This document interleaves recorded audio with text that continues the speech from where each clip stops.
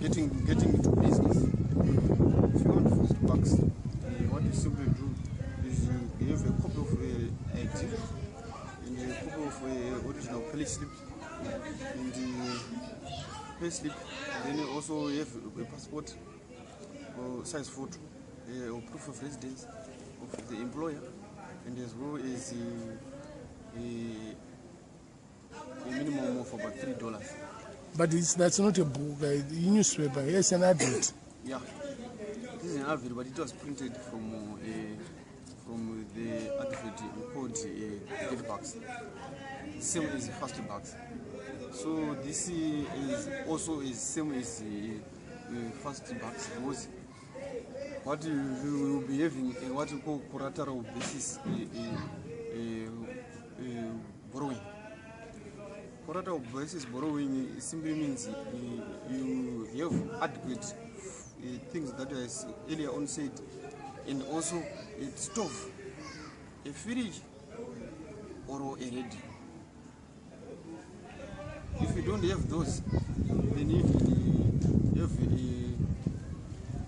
a TV set or a disc. You can also borrow using a disc, using even electrical gadgets.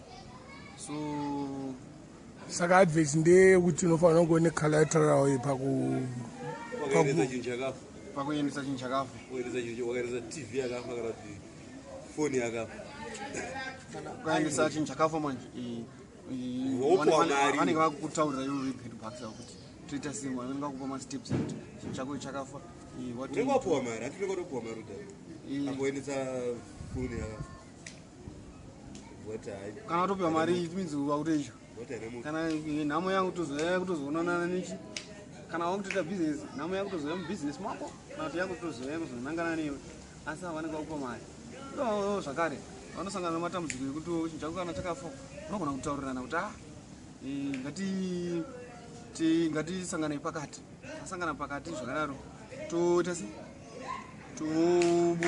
vanokupa hafu mari kana vanokupa kota mari kana even 3/4 mari. At the end of the day, they know their guarantees. Vanozopedzerana newe papi veGetbucks. Tichiya zvakare pana vanonzi Getbucks. Yeah, Getbucks. Ndio mutaundi. Ndio mutaundi. Shamwa masorotse. Vanokoretesa vanhu mari.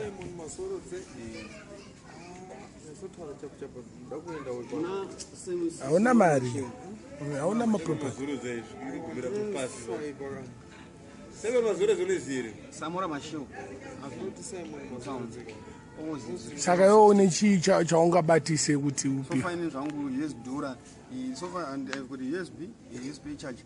But the US dollar so far and unseen. But I've got so far I've got money. I've got 300 coins, but my old coins. And Ajita to expect on the Kwanzaa no charge phone yangu. Those and that kutauri nyaya bana mukati ayo tungutaura Kwanzaa no charge phone yangu ikaita moto. Kwanzaa kuti kutaura nichi ni vanhu because zvinhu zvandoda kubusta business yangu kuti village simple futi gay mvura payakatangira. Saka ndo ndichingori mubishi rekuti ndakwanisika ndinokwanisa kuti nditaure navo veGetbucks. Ndichinyanataura navo veGetbucks ndobva ndakwanisa kugara ndiwa kana kuti dautenga motorbike nemakrits angu anokwana kuita 10. Saka papetrol apa ndokwandokushaya kuti tichabhalansa sei, maybe bike ndichatozokwezanaa kuchikwereti, but ndo business changu chaenda kutanga nayo. Or even more, ndakwanisa kuona one bike and 40 crates zvinhu zvinokwana pa 2000. Ndokutemba Getbucks kuti Getbucks I like you. Getbucks yakapinduka. Getbucks it's a microfinance. Let you want to Getbucks. It's a microfinance. It's very helpful to help you to proceed your things. And also have to thank people from the village for their space that are giving me to give my borrowings. They are. Saka wakuda ko zvenhuri zvemusangano zvepolitical commission wakuda kusiya musangano ndinoenda kumanikidzwa kusiya asi unoita mari tikasvika panenge panyanya kubvema mbanje dzakawanda kuita futi topedza tajoinera nekuti vanhu vedu vatinenge tichitemba kuti vanenge vachizotiite sezvona vakachitozouya vachikotenga doriro saka at that juncture tobva tangoona kuti tichasiya kuti zvemusangano ndinotonga mandiri papeace kana painformation and publicity. Those 2 points, that is PC and IP. So PC, IP. Saka yobu ningi kumsangano ningi yako. Murichi? That is 2017 kumsangano izvi so far we are targeting kuti kana ma youth edu esangana achaudzwa kunzi toita sei kuti tiwane mari. Kana tichinge tawana mari yekuti titange mabusiness yayo. Then from that point nyaya yangu yekutenga tenga Honda CG125 auction. But zvakanzi kanewa maybe tantanzise zvakanzi nevakuru hanzi kune 9 I think 9 million or 9 billion iriko yekuti 9 billion wakabvisa 985 million ida kugadzira road kubva kuHarare kuenda kuBedbridge. Okay. Wakabvisa futi 800 billion kubva kuBorodero. Azviite kuti wabise 800 billion kapa 9 billion. Ayo. What 800 million maybe. Anzi yakanzi 985 million. Million. Kuenda kuRoddie kuBedbridge. Koya kanzi isusu ma youth issues. Titsvage zvekuti youth ndavandaiziva uri taure. It was for 400,000. 4 million, 400,000 or 4 million.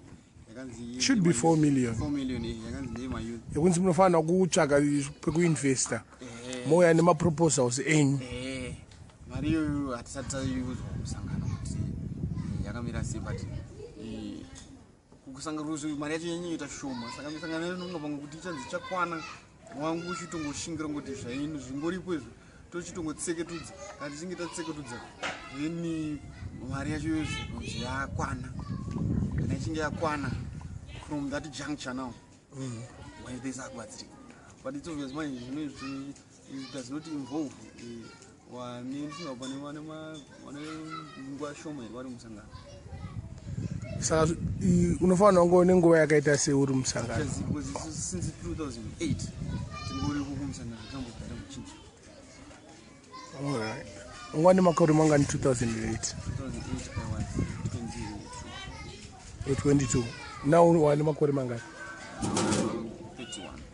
31. Right. Saka mari takagara pasi isu semayouth takatadza kuipiwawo something here toitawo project yedu. Inini ndinofana inini information publicity deputy administrator sere ripi zvirechi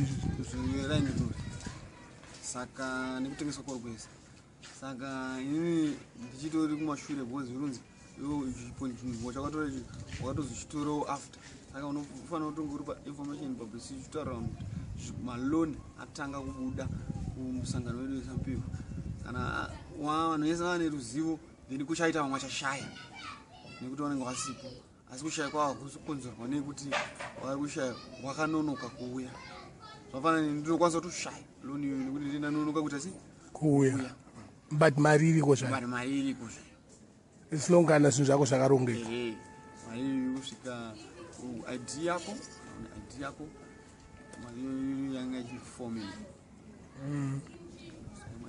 Saka munotarisira madhi emusangano chaiyo tinorasa madhi tinomborasa nyeye kwesikwira kwawanda.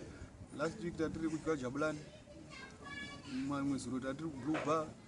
This week tiri pacar park Mbare kuno. Next week pamwe tiri kwamai musodzi. Next week pamwe tiri kwa Getbucks kumajubeki. Next week pamwe tiri kwa advent kuplant. Last week yacho pamwe tiri pasitara police station tichita madressions.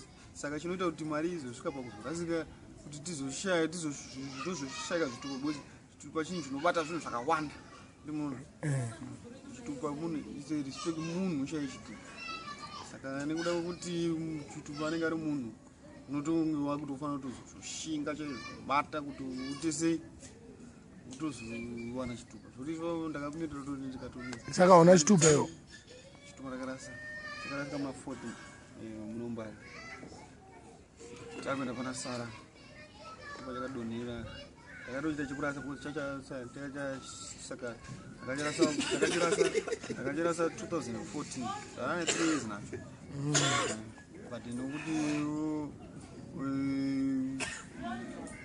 kana chani behind 3 years uchakwanisa kupinda mumusangano saka iwo kana usina chitupa loan yacho ufunga kuti unoipiwa sei uchirasa chitupa ndinoda kutoti nendaka kg6 uko andita ndikounochengetwa zvitupa ndokunoshanda bulazi yangu saka bulazi yangu yanga achimbotane chimwe chitupa changu mai chitupa chacho chekudhara nditende nechitupa cha 2003 ndizvizvi tiri muna 2017 nechitupa cha 2003 unogona kusekwa zvamunenditaura izvi makayasozvinzwa kupi ndinoda kuziva chimbogara nanogara okay nekuti comrade ka inini ndinofarira kuziva kuti zvamukutaura izvi makazvinzwira kupi uye zvakabva papi zvimwe zvacho tinotarisa patv zvimwe zvacho tinoita sei mukope tinofunga nemusoro wedu okay alright ane kuda kwekuti mubvunzo wako wakanaka saka nekuda kwekungoti handisikukuzorai comrade ndamukadzi I'm not yet married. No, that's good. We just want to know where you were getting the questions and where the answers. Where did you originate the answers? We're not talking about language. There's no answers here that we are talking. Oh. Yeah, working. I thought you were answering. We're still at work. We are still at work. If we are still at work, we don't anticipate at work we talk something about answers. At work there is no answers. Answers are found at home. If you are eating yourself a plate of rice, that's an answer. If you are at work like this, we don't involve answers there. We don't also think of answers. But the answers maybe might come in the brain. Okay. That much I understand. Thank you. It's just been a pleasure for answering me. Mada uda madiri futi. Ane mari kamurungu kwa usona mukaradiro ndo mukaradiro kaje wanopa vanhu mari ka. Iyeyo. Iye ikatu mutegezi idedi ide kuti foni. Ndeko mure wakafoni. Ngegare iripo. Keep your England and keep my Zimbabwe. Okay. Yeah, exactly. Keep on talking. And ayo aricharamba tichitaura tanete. Wabo. Thanks. Sa munonzi comrade dan. Titwa comrade PC. Yeah. Ndo rangu yego.